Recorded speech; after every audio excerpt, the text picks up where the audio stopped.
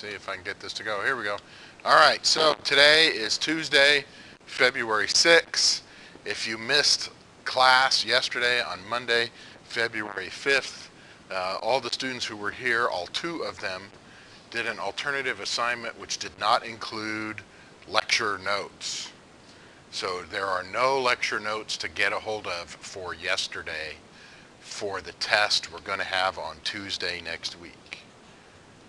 So we've already lectured once for the test that's going to be on Tuesday. We did that on Thursday last week. So you already have some notes about ignition systems.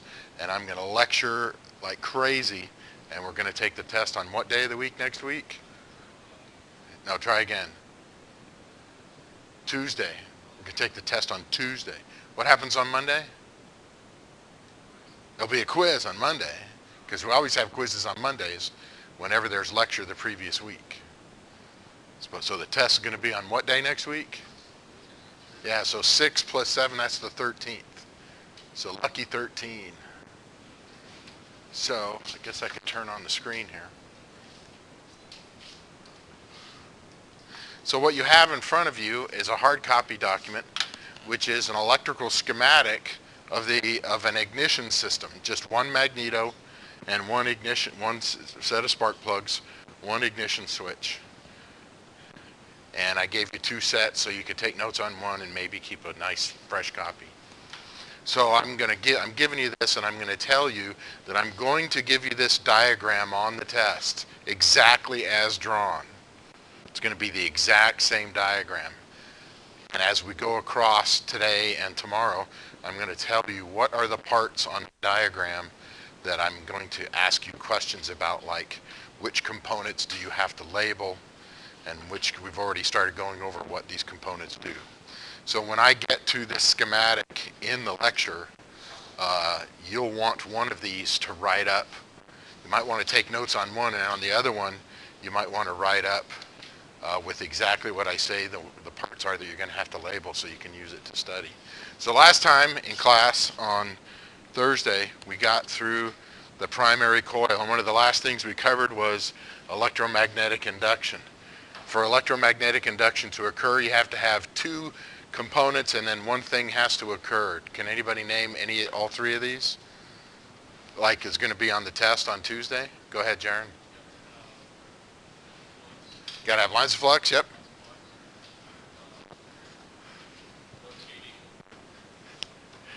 Something's got to be moving. The magnet can move. That's the way you could also hold the magnet still and move the wires. But yeah, you got to have relative motion between the lines of flux and the place where you make the electrons move. Electrons usually move they're usually inside of a wire or a conductor. So if somebody said, describe electromagnetic induction, you'd say, well, you got to have some conductor, you got to have at least one conductor, you got to have some lines of flux, and you have to have relative motion between the 2. You can hold the conductor still and move the flux across the wire, or you can hold the flux still and move the wire across the flux. It doesn't make any difference. And yes, it's true, most of the time in generators, we spin something for the motion. And in magnetos, we're going to spin a permanent magnet. So why don't you take a look at that diagram that you've got, and you'll see if you can find a permanent magnet on that diagram. So what you can write on there is an arrow towards it, and you can write permanent magnet. And if you can't remember how to spell permanent, it's on the screen. It's a true story. When I was in high school, I took biology. It was a college prep biology class. And the instructor on the quizzes, we would have quizzes at least once a week. Spelling was of the words was half the credit. So we'd have 10 questions. It was worth 20 points. So each question, you got 1 point for the right answer, but you got 1 point if you spelled it correctly. This is biology, so it was all these nice, weird biology words. I had to study a lot for that class. Question, Brandon? Well, I would hold it so the punched holes are at the top. Because I like putting bus bars at the top and then having ground at the bottom. That makes me think of things the same ways I've thought of things in the past, with the bus bar at the top and the grounds at the bottom. All right, we got to have breaker points. So in your notes, you're going to write down breaker points. And breaker points are there to open the circuit in the primary coil so electrons can't flow there anymore. And you're kind of going like, well, what do you... Yeah, I'm still confused, Mr. Johnson. Okay. Let's do some unconfusing here. See if I can do some unconfusing.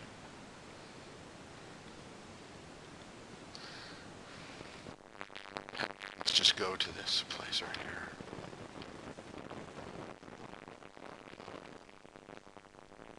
All right. Wow, this ought to look familiar. So the breaker points are right here. These are the breaker points. And you'll notice, so here's the magnet. So just for fun, just for fun. Okay, it's fun for me. I'm going to put some lines of flux coming off of this magnet. So if this magnet moves, when the north pole in here, when those lines of flux cross this wire, it's going to induce a current flow. Let's just say for fun, there's a way to figure it out, but we're not worried about it. Let's say it induces current flow in this direction. But amps can't move unless you have what kind of a circuit? A what? A closed circuit. Another way to describe it is a complete circuit. So most of the time, these breaker points are actually closed. So the electrons go through the circuit, go through the points, and now you can see where the electrons are flowing. Now you got to remember, in electromagnetic induction, the electrons only move when the flux is moving in relation to the conductor. Now you may not, I don't recall how much I covered, in basic electricity, but when you turn on an electromagnet, the lines of flux don't just instantaneously appear. They start from the center of that wire that you're pushing electricity through, and they expand to their biggest size. And it takes some time. It may only be 1/10 of a second. It may only be 100th of a second. But when you first turn on the electricity, the lines of flux grow from the center of the wire outward. And then as the amps are steady, say 10 amps, they'll stay a certain size. When you open the switch to that electromagnet and you turn off the electricity, those lines of flux don't instantaneously just disappear. They collapse back down through the wire. So you got to understand that about electromagnets. When you push electricity through it, as you go from 0 amps to their maximum, the lines of flux expand from the center of the wire. When you open the circuit and the amps drop really, really fast, from maximum down to 0, that's a certain amount of time, those lines of flux collapse. It's a very, very fast time, but it's not 0. So if we're inducing current flow in this coil of wire here, I know it's hard to see the wire because I've drawn over it, but if we induce current flow in this primary coil, in fact, you could even label it primary coil.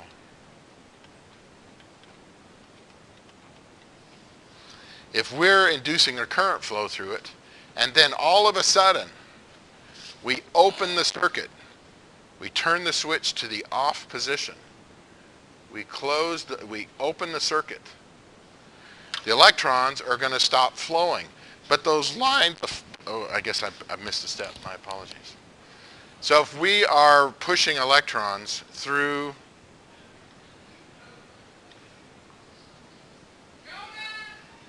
the system, let's try red. Okay, all right. If we're pushing electrons through this wire, what happens to the wire when you push electrons through it? 2 things happen. Yeah, the wire's going to get warmer depending on how many amps you push through it and how big the wire is. And you're going to get, what's that other thing that you generate? lines of flux. We just turned that conductor or that wire into an electromagnet. So literally, if these blue lines represent electron flow, then while the electrons are flowing, we're going to get lines of flux around the primary coil. Now the moment that we turn off the electron flow, and we turn off the electron flow, these lines of flux, do they instantaneously disappear? I know, it was 5 minutes ago. What happens to the lines of flux? Do they instantaneously appear? No, they collapse.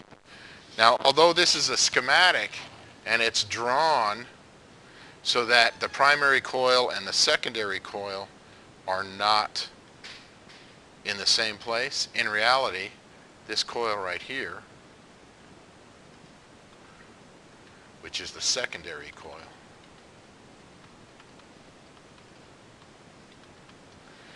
in reality, one coil, the primary, is actually wrapped around and together with the secondary.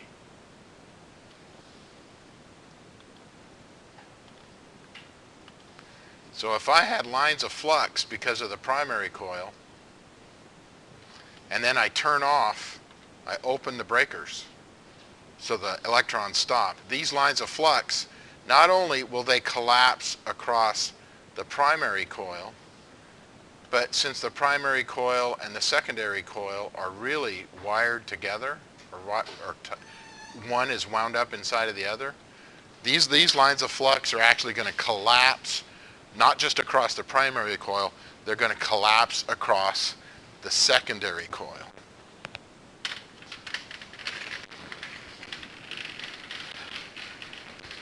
So this has a cutaway of two different types of magnetos. This is a magneto made by Bendix, and on the other side is a magneto made by Slick. And in both cases, the theory of operation is the same. Their parts look a little different. Is inside of that magneto is this round thing, and it looks like it's got a couple of 3 wires coming off of it. Same thing in this magneto. In fact, the size and shape of it is almost identical. It's just not painted red. That is the primary coil and the secondary coil. That's the primary coil and it's the secondary coil. So if lines of flux expand around that from the primary coil, you turn off the electron flow, the lines of flux collapse. When they collapse, yeah, they collapse across the primary, but they also collapse across the secondary coil. So now, when lines of flux cross a wire, what happens inside of that wire? Lines of flux cross a wire. There's a name for that thing. Electrons are going to move. We're going to induce a current flow. In fact, we call that, when lines of flux cross a conductor, we call it electromagnetic induction. Don't worry, you're all going to get this wrong on the test, and then you'll remember it after that.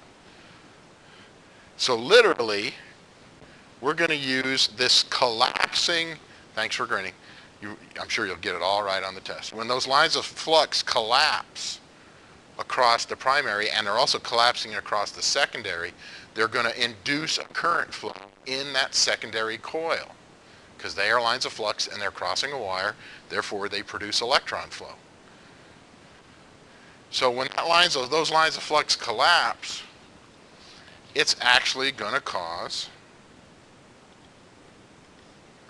let's try green. It's actually going to cause electron flow through the secondary. Remember, these two coils are together. So when these lines of flux collapse, and this is the secondary coil, it's going to cause electrons, or amps, to flow in the secondary coil. So here's the secondary coil. They come to here, and if this contact is touching right there, it's going to go to the spark plug. So that right there is the spark plug.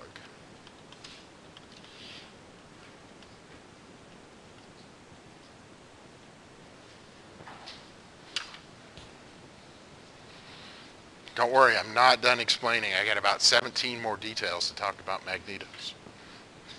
This is what you need to think about magnetos. If you can learn how a magneto works, then you will have conquered one of the most complicated electrical components in an aircraft. And all the other electrical components will be easier to understand.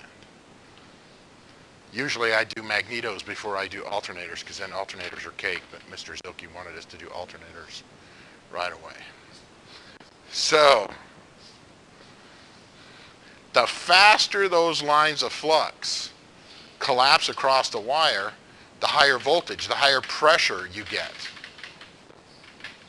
So what do you think the spark is at a spark plug? Do you think it's low voltage or you think it's high voltage? It's high voltage. In aircraft systems, the spark plug usually gets about 20,000 volts. In car electronic ignition systems, it's usually around 30,000, and if you buy the aftermarket stuff, you can get 40,000 volts. Does it really burn the fuel any better? I don't think so, but. Oh yeah. Yeah, oh yeah. I've done it on cars too. Grabbed an ignition cable that's leaking, and the electricity goes through me instead of the spark plug. Just watch out what part, if you grab it with your hand, watch out what part of your body is the other part that's touching the car chassis and the electricity goes through it. Yeah, it gets tingly at the least. It can be enough that it actually hurts a little bit. And then you go, ah.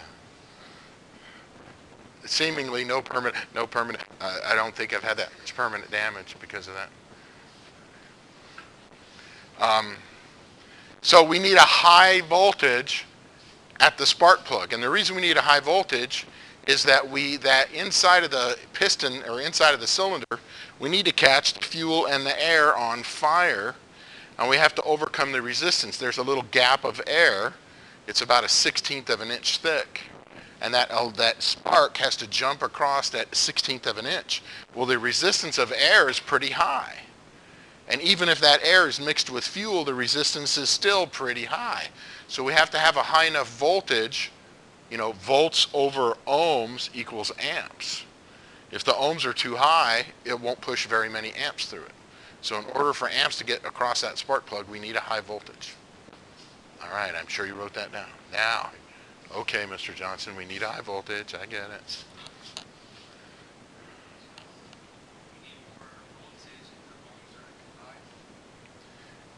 You need more. If the higher the voltage, the more the amps. And if your voltage is too low, it won't overcome the resistance and you won't get a spark. So what we need is when those lines of flux collapse across that secondary coil, we need them to collapse really, really fast. We need them to collapse really, really fast. So when these breaker points open, electrons are trying to move across that breaker point right there. So think about when the breaker point is just barely opening and it's like 1/1000th of an inch apart. The electrons might just jump across it. But if the electrons jump across it, there's still electrons moving in the circuit, and the lines of flux won't collapse, or they won't collapse very fast. So what we need is something so that when those points just barely open, no electrons go through there at all. And so we got to go, well, what can we do with these electrons? And that's why there is a capacitor.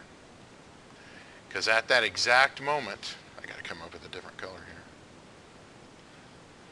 Let's try green. So at that exact moment, when the points just barely open,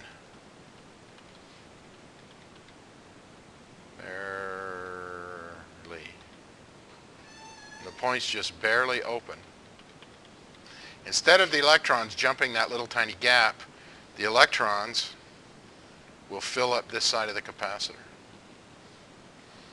And so the capacitor is there so that when the points open, electrons stop. They feed the capacitor, but they don't go through the coil anymore. That also helps because if those electrons could jump across the points, they would tend to eat up the points. It would tend to pull metal off of one set and attach metal to the other side, and the points wouldn't be nice and flat and smooth, and and they would only run for, 5 or 10 hours, and then they wouldn't work anymore. So if you look on magnetos, you're always somewhere inside of this magneto, you're going to find a capacitor. It's also called a condenser. And on this magneto, this is the condenser right here. It's just a capacitor. And if we look on this side, looks like it's broken off and it's just sitting there. This is the condenser. I don't know where it used to be glued on. It used to be glued on right there. If you look at old school cars that had a distributor on top of the engine and it didn't use an electronic ignition system, they still had a capacitor. If you opened up the distributor, you'd see a set of breaker points that would open and shut, and right next to it would be that capacitor, would be that condenser. So if you don't have the condenser, the spark might not be hot enough, and the points will get messed up really fast, in just inside of a few hours.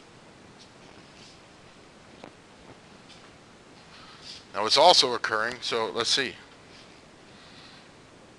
So there, breaker points.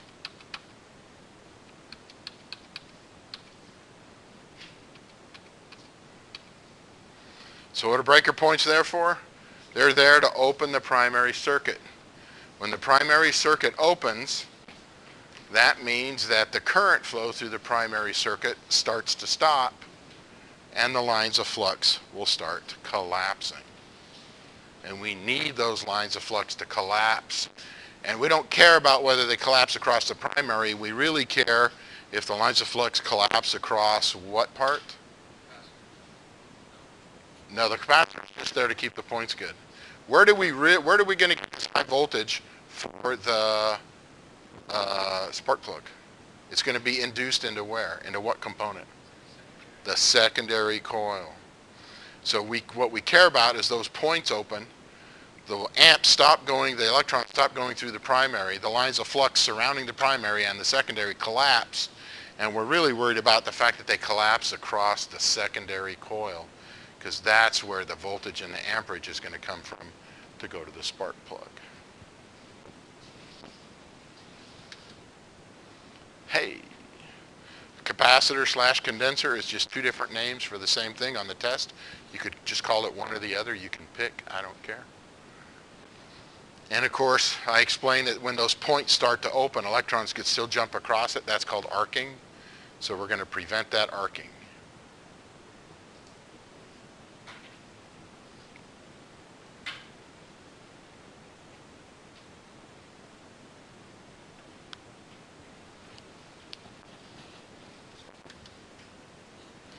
We have to have a camshaft. We got to have something that makes those points open up.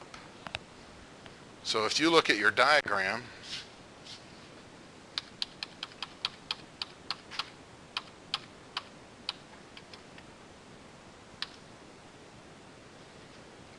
you'll notice there's this square thing right there. And you'll notice that there is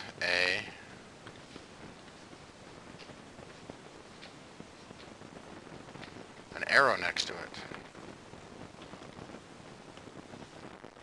So here, we could call these the breaker points.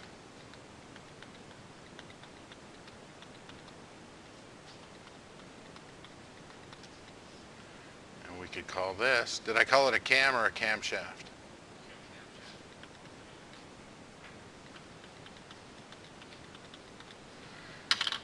It's really more rounded than it is square, but this has to get spun around inside of the magneto, because whenever that camshaft comes around and pushes the points open, that's when the spark plug, that's when it's going to send high voltage to the spark plug. And if it's a 4-cylinder engine, every time the engine rotates around twice, we're going to have 4 sparks.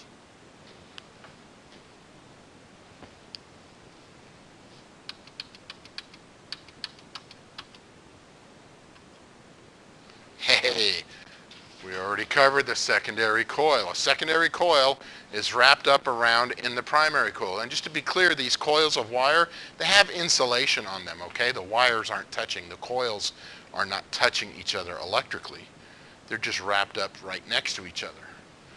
So the secondary coil is there. So when the flux collapses, that was produced by what? What produces this flux that ends up collapsing across the secondary coil?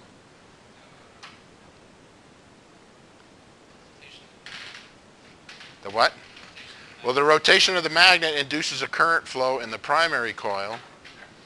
Where do the lines of flux come from that drop, that collapse across the secondary?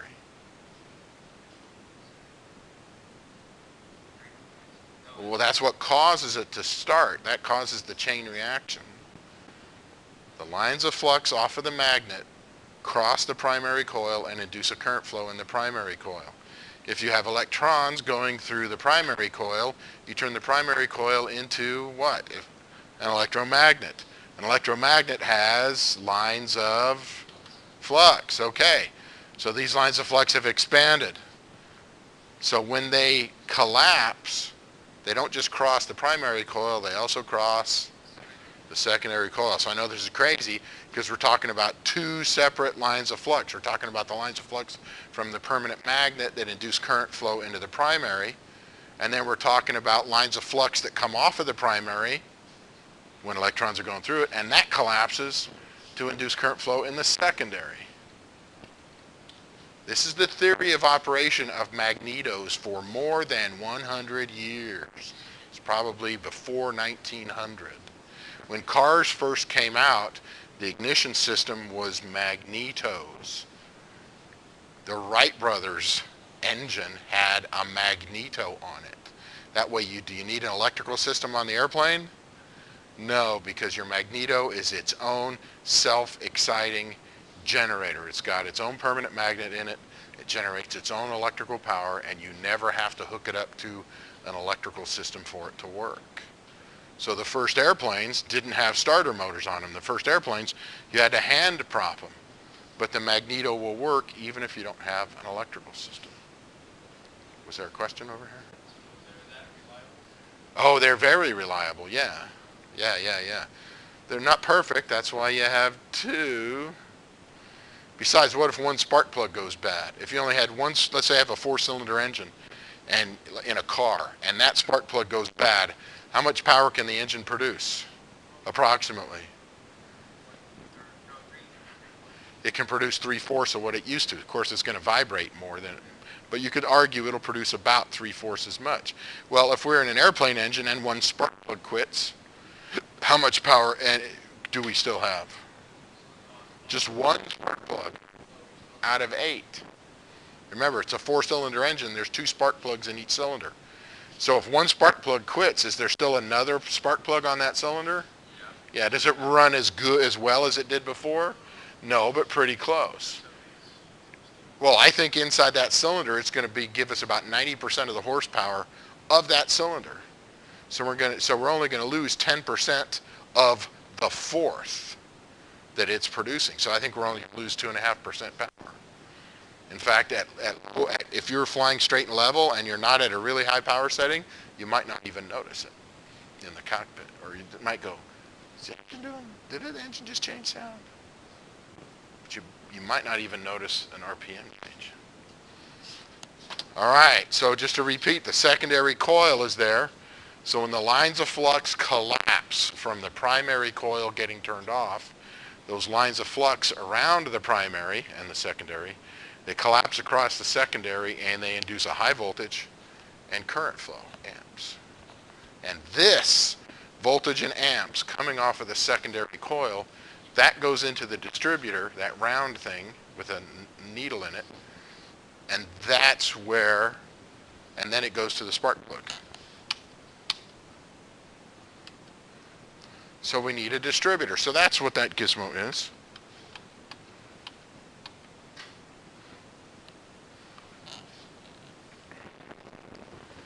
So this right here is the distributor.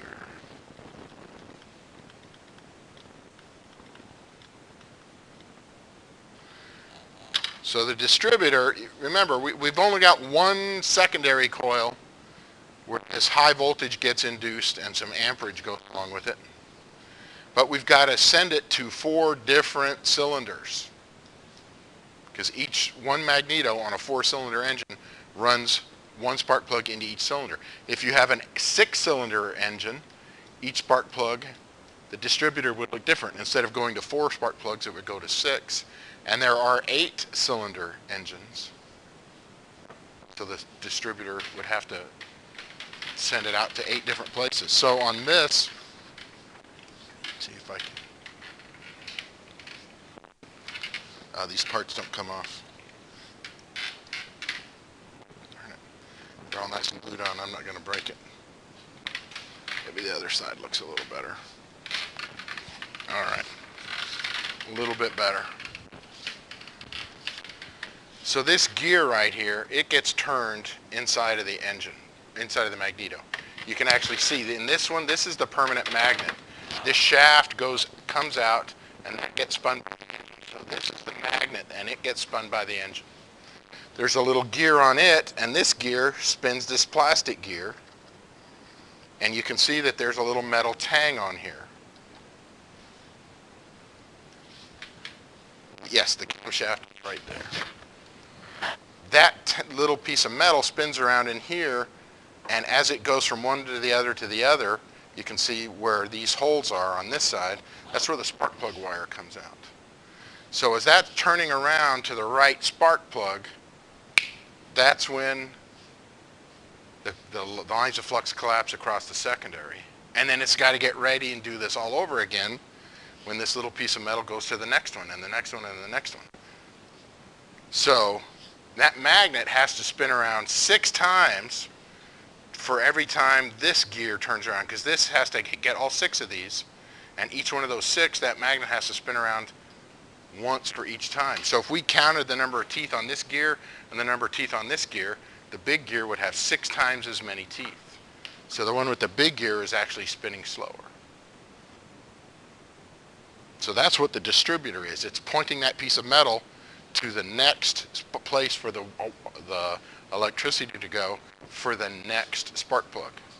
So that's why you'll see this arrow on the distributor right here, just like you see an arrow on the magnet, just like you see an arrow on the camshaft. And those arrows are there to remind you that these 3 components are all spinning around while the magneto is spinning around. And just to be really clear, magnetos get bolted to the engine, and you cannot disconnect them from the engine. There's a switch in the cockpit. You can turn them off and make them not work, but they're still going to get spun around by the engine because there's no way to disconnect them. That'd just be one more thing to break.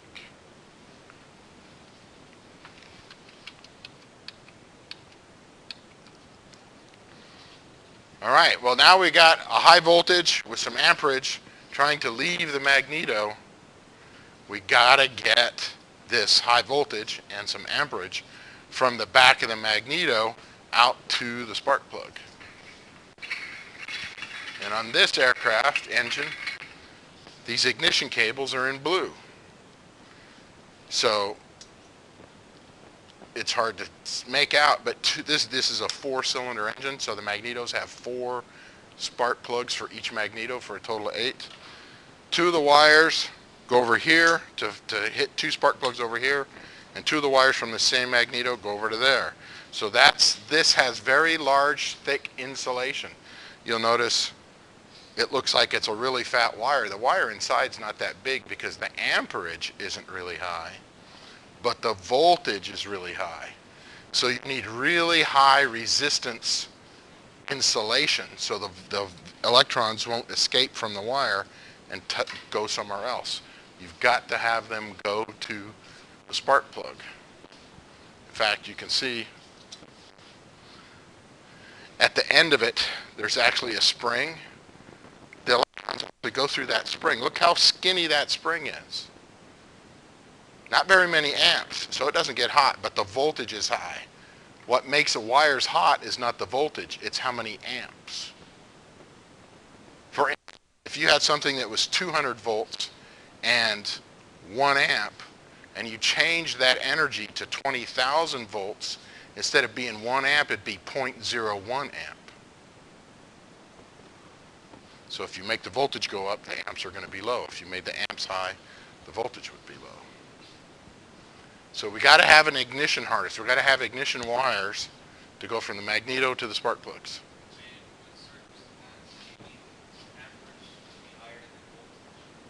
When do you need amperage to be higher than voltage? When you're producing electrical power for an aircraft electrical system, like an alternator or a generator. It may be putting out 28 volts, but you want it to put out 50 or 100 amps.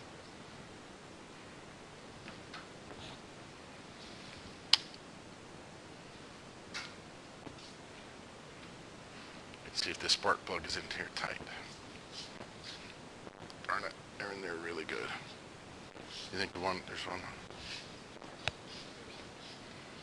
Yeah, somebody tightened them down, which is just fine. I'm not upset. So you got to have a place. You got to have some metal. At least it got to be a conductor, or it's going to end up using metal. That goes to the inside of the cylinder where the gasoline and the air is, so you can catch it on fire. So we're going to be looking at spark plugs right away, as soon as, not today, but as soon as our ignition lecture is over the first day in lab, we're going to change spark plugs. So if you look at our diagram, and you look at the spark plug, you notice I deliberately drew a little gap right in there. You notice that's not touching. It's not really that big. It's usually about, 25 thousandths of an inch. That's less than a 1/16 of an inch. It's a very small gap, but it is a particular gap. And every spark plug has a different gap. A car and a lawnmower and an airplane engine are all going to have a slightly different gap depending on the engine and the magneto and the voltage and what kind of fuel you're burning. So that part of the spark plug is actually on the inside of the engine.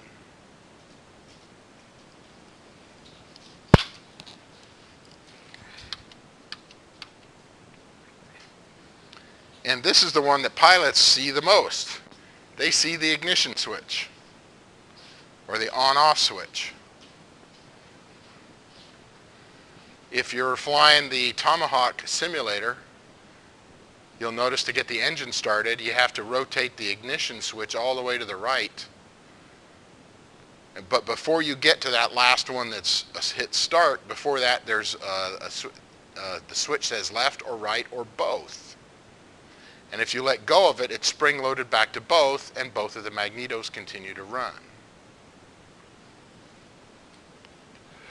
That wire that goes from the on-off switch to the magneto is called the P lead. So I'm going to show it to you here.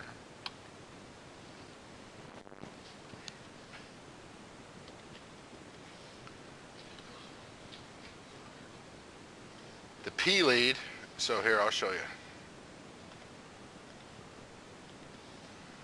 You know what, I think I like calling this the ignition switch better.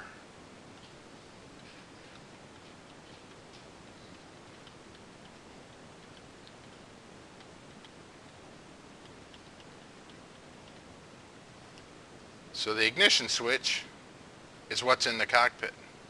And this part right here is called the P lead. And at the moment I can't remember why it's called the P lead. Now, you're going to freak out, and only a third of you are going to get this wrong on the test. The P lead, as drawn, you'll notice it says it's open. That makes the magneto on. You're going, what? I thought you had to close the switch so electrons could go. Well, normally that's true. Normally that's true. So I'm telling you, the way it's drawn right there with the switch open, that's in the on position.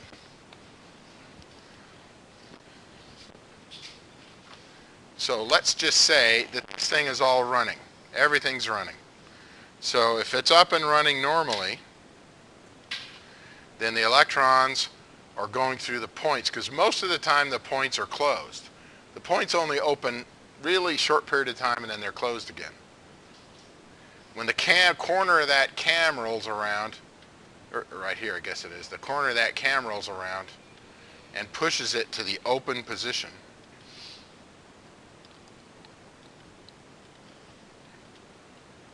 electrons can't flow through there anymore. They're going to fill up the capacitor, and can the electrons go through this switch? If it's in the open position, can the electrons go through this switch? Okay. So just for fun, to make it easier for you all, I'm going to write on to remind me that's in the on position. So let's just see what would happen. If I turned the magneto off and I closed it, that would be, that closed right there, that would be in the off position. When these breaker points open, electrons can't go across them. They're going to fill up the capacitor instead, and now these lines of flux, they're going to collapse. Yay! Which is what we want them to do. But if this switch was closed, the electrons, they can't go through the points. Some would go in the capacitor, but some of them would go through the ignition switch, and the electrons would keep moving. Well, if the electrons keep moving through the primary, are they going to collapse? No. If the lines of flux don't collapse, will they induce a current flow and a high voltage across the secondary coil? No, no collapse, no work. So literally, if you go up to an airplane and you pull the propeller around and you hear the magneto working, it's trying, it's trying. As long as the magneto switch is in the off position, which is the switch being open, correction, in the off position, which is the switch being closed. Even I'm confused. If it's in the off position, the electrons can keep going through the switch and the lines of flux won't collapse. It's kind of freaky. All you have to do is open that switch and now the magneto will work. So this is the way you want to remember it. If you ever need to, in an emergency, hot wire an aircraft, you come out to the magneto, and this doesn't have them, but the ignition switch, oh, here it is. Here's the P lead. The ignition switch comes in here to the magneto. If I unscrew this with a pair of pliers or by hand, and I pull the P lead out, that magneto's hot. It's on. I do that on both of the magnetos, and now I can hand prop the airplane, and the engine will run. And I never needed the key. Of course, the other way to do it, you just come over here and cut it with a pair of wires. Because opening those wires is just like opening that switch. And the open version, the open position, is when it's on. So that's the way I remember where is the ignition switch when the switch is in the on position. That's the same as cutting the wire. It's cutting this P lead. If I cut this P lead up here, or I disconnect it from the magneto, that's the same as opening the switch. And in this case, the open switch means the lines of flux, the electrons will stop and the lines of flux will collapse. So now you know how to hot wire a small airplane. All you got to do is take the cowling off. It's just screws, and either take a pliers and unscrew the P lead from both magnetos, or if you're in a real hurry, you know, because it's Armageddon, you know, the Terminator's after you. You just reach in there and cut the wires. Of course, if you're really good, you just yank the wires. And then the magnetos are hot, and you can hand prop it, and the magnetos will work.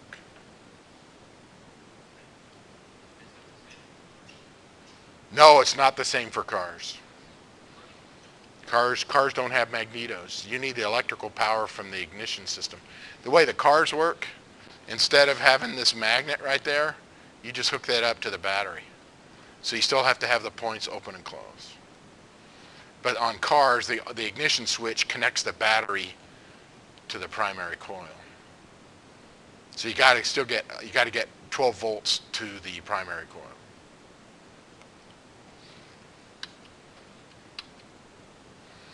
So the ignition switch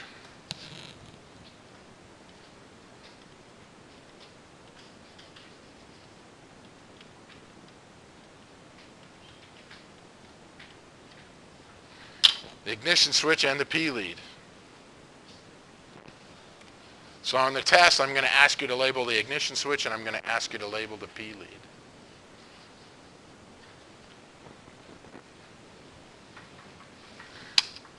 Now the air engine we've been looking at here, this is a Continental, and there's some stuff on it. It's hard to tell what is what.